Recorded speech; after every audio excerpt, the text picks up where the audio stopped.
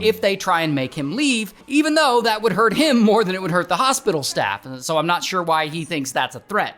Anyway, the doctors are like, yo, this guy's having a mental health issue, just let him stay. And so he gets to stay in the hospital for a few days longer before they finally get him to agree to leave.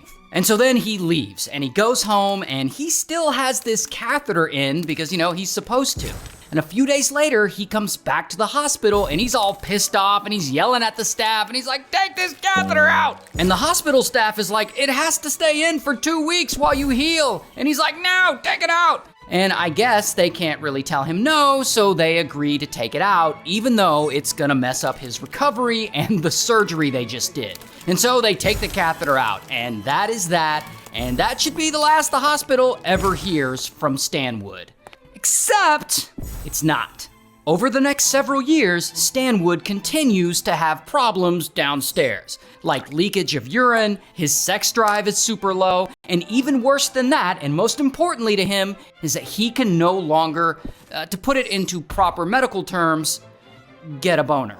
And this, of course, is terrible for him. I mean, his name is Stan Wood, and he can't get, all right, you get the point. And to make it worse, he believes the surgery ruined his life because it ruined his sex life, and ruining his sex life means they ruined his love life too. I guess he has this longtime girlfriend and they had been planning to get married, but I guess once she learned his junk no longer works, she just leaves him, according to him.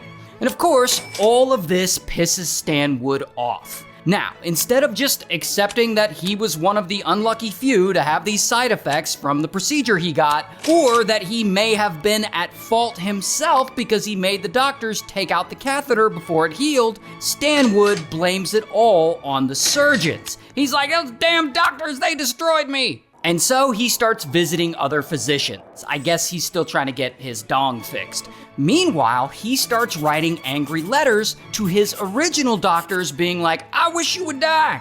And so finally, one of the new doctors checking him out tells Stanwood exactly what he wants to hear. He says, all those years ago, you were misdiagnosed. You never needed the surgery in the first place. Now, who knows if that's actually true? I mean, that's just one doctor's opinion, which differs from all the others. But Stanwood is like, I knew it! I knew they screwed me over!